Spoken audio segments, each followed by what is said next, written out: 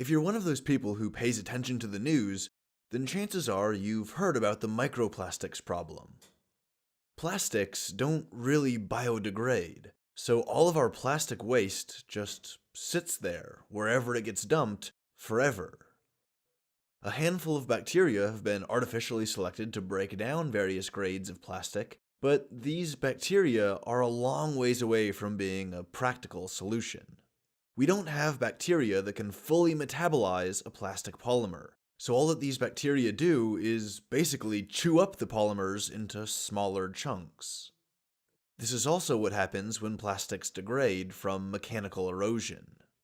Whatever kind of plastic item you're talking about, whether it's a plastic part or a tool, or maybe some clothing made out of nylon, or a food container, or whatever else, they can all be physically eroded with mechanical forces. And this will create small particles, or plastic dust, called microplastics.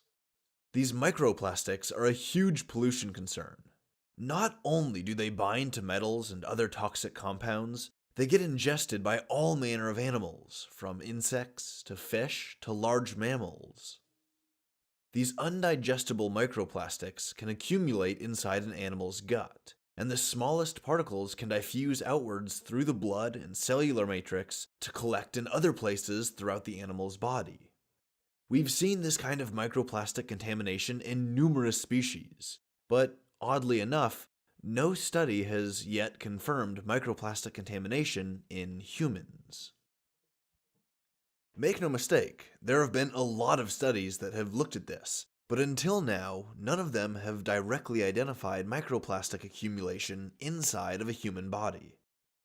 For example, several studies have described the copious microplastic contamination found in human wastewater, like one study published in the journal Environmental Pollution, which estimated that an average of 13 billion microplastic particles enter US waterways every day via municipal wastewater.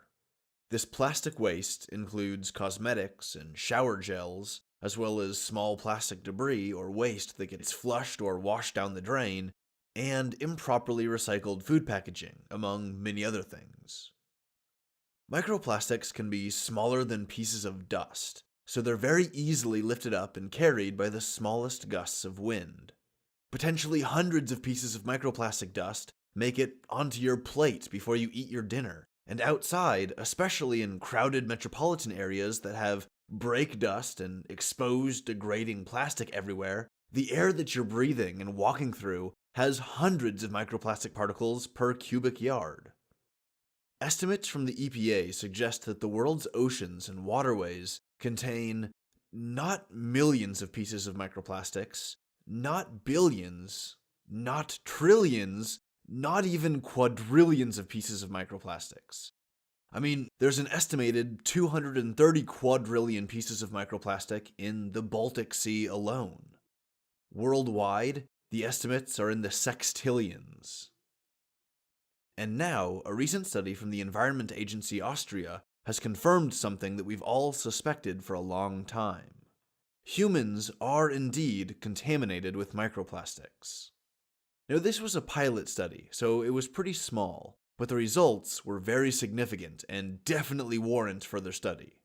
They tested 8 people from places across Europe, as well as Russia and Japan, and they had their stool tested for microplastics, and every single one of them produced stool or feces that was contaminated with multiple types of microplastics. The researchers were testing for 10 types of plastic, and they found up to 9 different types in a single patient. The most common types of plastic found in the stool were polypropylene and polyethylene terephthalate. Now, polypropylene is used in bottle caps and food packaging and plastic piping and even in car bumpers. And polyethylene terephthalate is used mostly in soda bottles and other types of food packaging. So a lot of this stuff, as you can see, is used around food. The lead researcher of this pilot study, Philipp Schwabel from the Medical University of Vienna, said, and I quote, "This is the first study of its kind and confirms what we've long suspected, that plastics ultimately reach the human gut. Of particular concern is what this means to us, and especially patients with gastrointestinal diseases." The smallest microplastic particles are capable of entering the bloodstream, the lymphatic system, and may even reach the liver. Now that we have the first evidence for microplastics inside humans, we need further research to understand what this means for human health." Unquote. In all of the other studies that have looked at every other form of life that's suffering from plastic contamination, the health outcomes are not good. These microplastics are known to electrostatically attract metals and other dangerous compounds, and these are carried along into the animal with the microplastic, where they can accumulate into concentrated masses. These toxic compounds that have been accumulated can then leach throughout the body, and they can harm the immune system, among other body systems and other tissues. Microplastic particles can coat the villi and microvilli in the small intestine, which can actually impair nutrient uptake and threaten the animal's health. There was a study in the Proceedings of the National Academy of Sciences that found that microplastics can even impair oyster reproduction.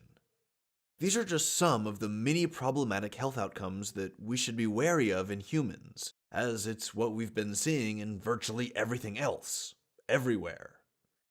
The study also noted that all of the participants ate foods that were packaged in plastic containers.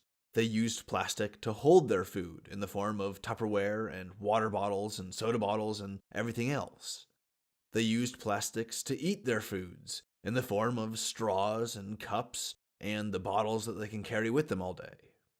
They ate microplastic contaminated animal tissues, like seafood, and basic principles of ecology teach us that microplastics in a prey species will accumulate in the bodies of their predators, as the predators eat the contaminated prey on a regular basis, so they're getting these regular doses of microplastics.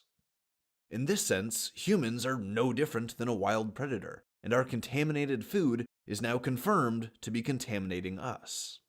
This has led the researchers to estimate that at least half the people on the planet suffer from microplastic contamination to some degree or another. They also say that the results from this small pilot study are worrying, and they strongly recommend a larger, more comprehensive analysis to try and get a better picture of what's going on with microplastic contamination in the human body. Now, if you've been listening to my science news episodes, you've noticed that I've been talking about climate change a lot lately, and pollution, and human impact. And so naturally, I had to talk about microplastics, because this microplastic problem is huge. It's perhaps the largest pollution problem that we've ever created, second only to the carbon dioxide produced during the last 300 years of industry, trade, and mechanized warfare.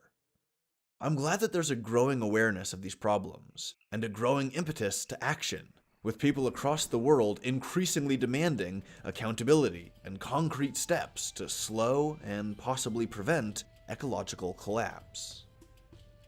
Political momentum is growing, and while I want to think that we'll get our act together, the scale and the magnitude of these problems cannot be understated.